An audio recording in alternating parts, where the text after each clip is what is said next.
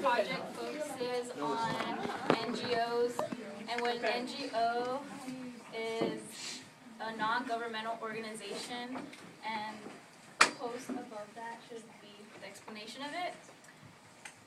Yes, here you go. And what I did with that, basically in America they're called non-profit organizations, so the government doesn't really give money to them.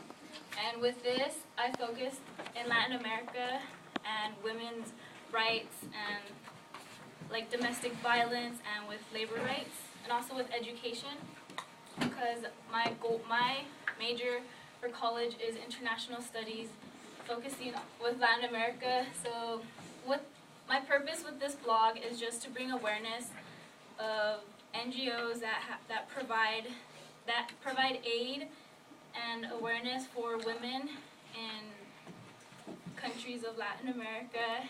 And also in some countries in Latin America there's not a lot of help and there's nearly no help.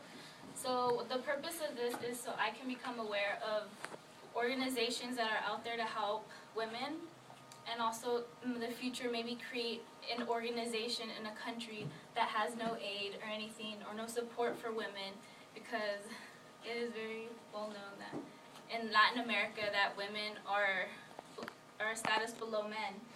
And so there's a lot of posts of information about women, and then there's organizations like IPS. That's a website. So I cited everything that I found my information. IPS is Interpress Service, so that's a good website to have information about countries around the world, not just Latin America. So this is basically what I worked on, is just finding more information, so in the future when I study international studies and focus on NGOs and things, just to become more informed and to help support women out there that are below a status of men, because they believe in equality, and I'm sure a lot of people believe in that. It's kind of simple, but it's for my benefit and also to aware others. So this is just my project and my blog. You guys could scroll through it. It's on my blog, a link. So it's there. And then there's more for June 2. And these are just NGOs that help women. There's like several of them, but those are just quick ones to see.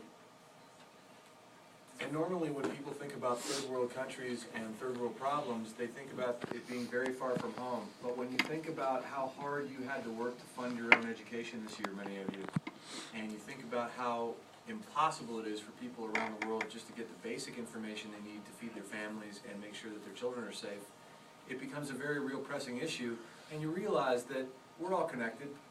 Those of you who were in the Peace Club the last couple of years and did the microfinance lending to students and families all over the world make a big difference. And when you think about some of the elements of this that say would be better served by, I don't know, a mimeograph on world issues and perspectives, for example, you can see how all of these efforts are some story.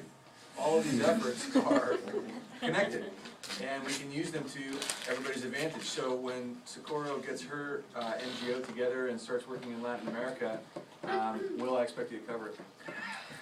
All right, give her a hand. Nice job, Socorro.